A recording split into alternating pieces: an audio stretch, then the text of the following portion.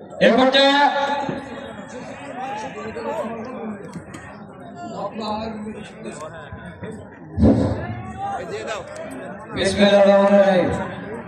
আজকে বাংলাদেশ জাতীয়তাবাদী দল খানপুর ইউনিয়ন বিএনপি আয়োজিত আজকের এই বিশাল কর্মী সমাবেশে সভাপতিত্ব করছেন আমাদের প্রিয় নেতা তৈমুর রহমান।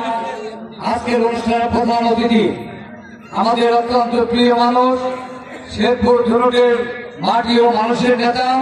আজকের অনুষ্ঠানের প্রধান অতিথি আব্দুল্লাহ মোহাম্মদ সিরাজ সাহেব ইতিমধ্যে মঞ্চে এসেছেন।